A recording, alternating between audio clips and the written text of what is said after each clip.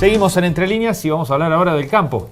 Ya Sí. algo hablamos en el bloque anterior con Garzón. Bueno, ahora lo que vamos a hablar también es porque se viene la muestra de la sociedad rural, que dicen es la muestra más grande del interior de la Argentina. Así es. Ni más ni menos. Bueno, está el presidente de la sociedad rural, está Javier Rotondo con nosotros. Javier, gracias por venir.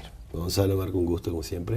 Bueno, qué escenario, ¿no? Qué contexto además para la sociedad rural. Hay mucho debate y mucha discusión en torno al campo. Sí, la verdad que me parece que hay mucho debate y mucha discusión en Argentina en general, está bastante convulsionado el país.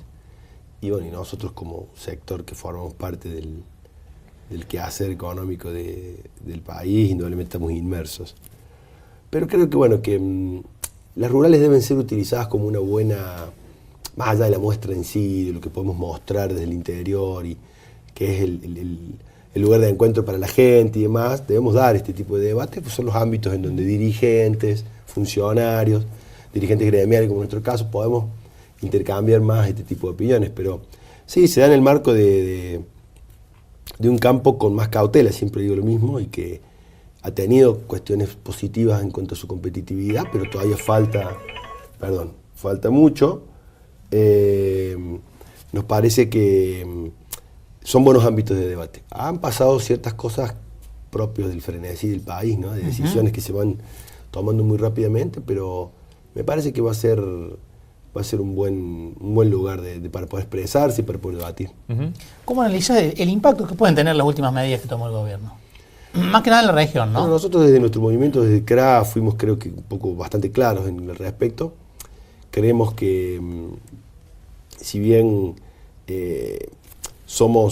siempre abolimos o siempre fuimos muy críticos con el tema de retenciones y con la palabra y con el concepto de retenciones en sí, porque creemos que es regresivo, confiscatorio, en general, en esta coyuntura que está viviendo el gobierno de racionalizar las cuentas, indudablemente que la quita de este diferencial que tenía la industria, en el caso del primero de las tres medidas conjuntas que se tomaron, que es la quita del diferencial que tenía sobre todo el sistema de cracking, la industria aceitera y harinera,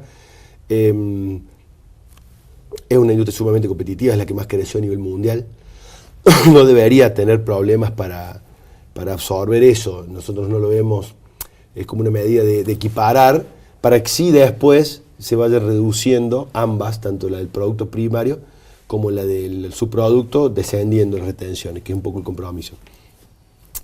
Si bien esto quizás el único punto que se tiene a dudar es que favorecería la exportación del producto primario, claro, y no la transformación de valor. Esta primarización que es lo único que quizás nosotros podamos estar hoy en condiciones de tener cierto reparo. Y el otro problema que tenemos es que en una campaña exigua no, pero con una campaña con rindes importantes, si lo climático nos ayuda, es la cuestión de que se traslade precio. De que el productor traslade precio a la cuestión primaria, del eslabón primario de la cadena. Estamos muy complicados en ese sentido.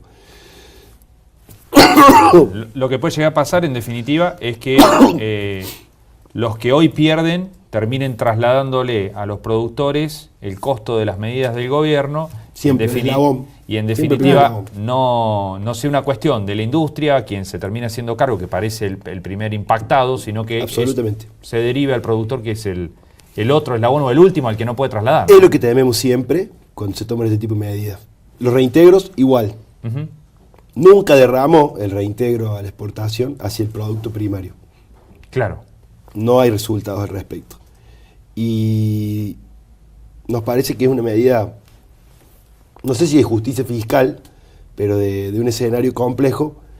Si dijéramos que hubiese derramado, seríamos los primeros defensores. Pero claro, no es así. Y el tema del Fondo Federal es complejo, nosotros lo condenamos siempre. Porque parte de la recaudación de retenciones, digamos, a partir de allí estuvieron en contra. Nació del 2008, muchachos. Claro. Nació post reclamo del campo. Se manejó discrecionalmente, el concepto no es malo, porque tiene un concepto de federalismo, de equidad en el reparto. Nace las retenciones, nosotros vamos a condenar las retenciones, pero nos parece que se manejó de manera discrecional, sin saltar estamentos, se puenteó provincias, no podía ser. Me parece que la provincia de Córdoba no se ve perjudicada porque vi trabajos que esta devolución de la Corte Suprema del fallo del 15% de coparticipación ha superado con creces el fondo. Claro. Ha generado ingresos que Córdoba no tenía y que han significado un alivio, ¿no? Tanto para la provincia como para las municipalidades. Sí, claro. A mí me parece que es claro que existe una ley de coparticipación que tiene que funcionar por sobre estas cuestiones que siempre sean producto de las coyunturas. En ese sentido hemos sido claros. Nosotros vemos un gobierno que está haciendo un esfuerzo enorme para sincerar las cuentas públicas, indudablemente que necesita recaudar. Claro. Es muy complejo el panorama, pero en esa situación el sector primario, por lo menos CRA, no vemos con gran preocupación lo que se ha llevado adelante. Vamos a ver cómo se da el escenario en el futuro. Claro, si alcanza, próxima ¿no? campaña. Si alcanza las medidas. Recién hablamos con Garzón y él decía que probablemente no alcance para que el gobierno llegue con las cuentas como tiene que llegar a 2019. No soy Duhovne, muchacho. O sea, indudablemente hay un escenario. A ver qué pasa.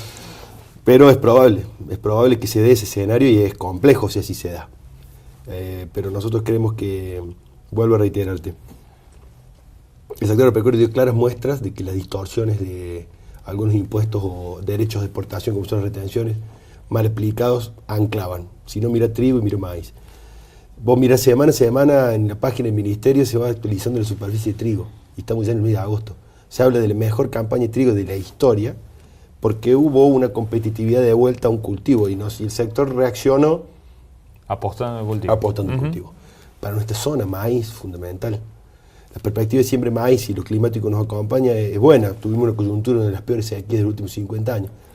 Estamos convencidos que la progresividad de impuestos progresivos en base a producción, ganancias y demás, son mucho más equitativos a la hora de tributar que cuestiones en donde tu socio, que bueno, lo hemos explicado infinidad de veces, que el Estado es socio en las ganancias y no en las pérdidas. Claramente pasó ahora con la sequía. No estamos hablando de un escenario de estas medidas del diferencial porque no hay. La industria, volviendo a lo de harinas y aceites, está importando. Se habla de que en Argentina van a entrar entre 3,5 millones y 5 millones de toneladas de soja importada para poder hacer harina, que somos el principal productor de harina del mundo. Entonces ese escenario hoy creo que eclipsó un poco.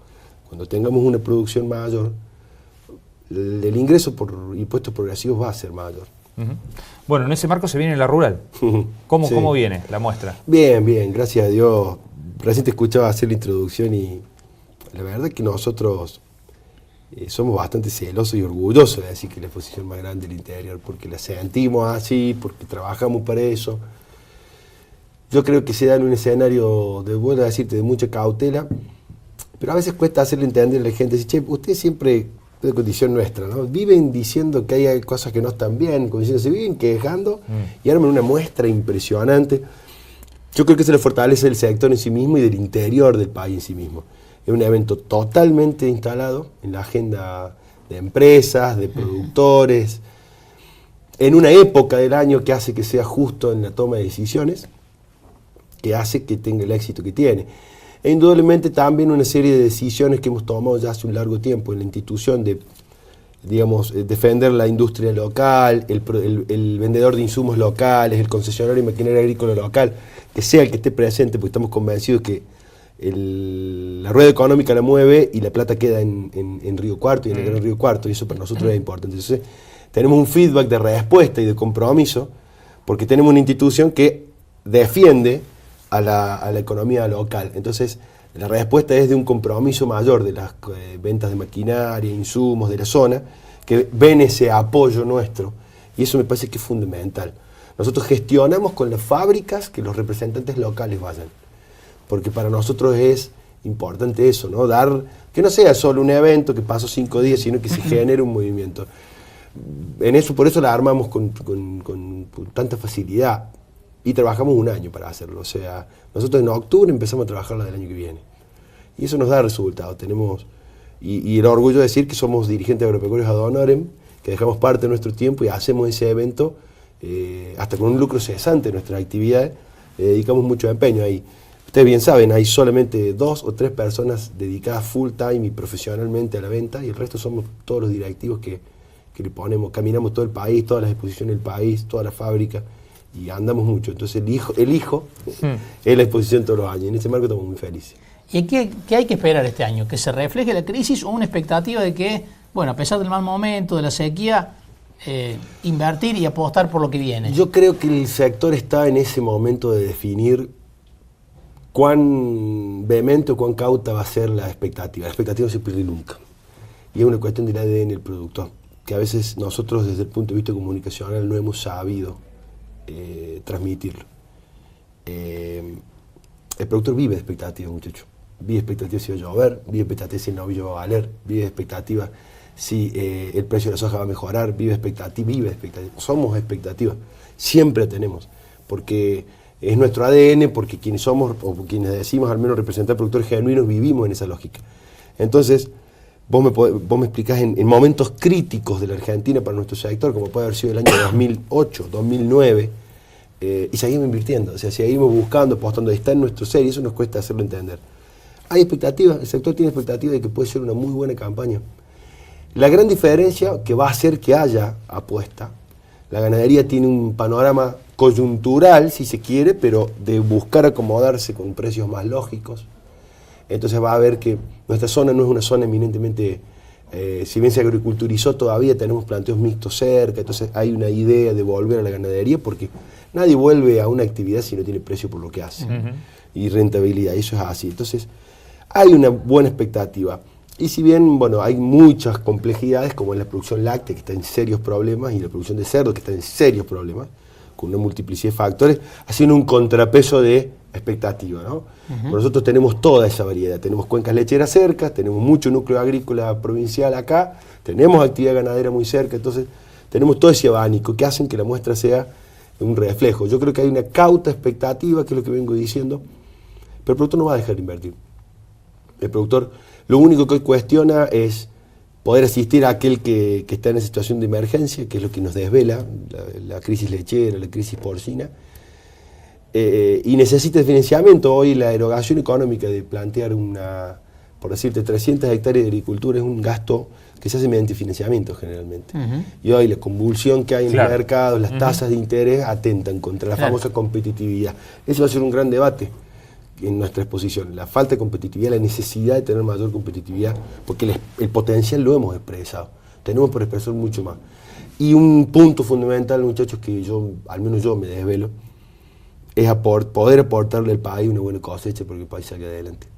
Se las hemos aportado todos los gobiernos y con distintas discusiones y debates de formas, que nos enemistó mucho con la anterior gestión.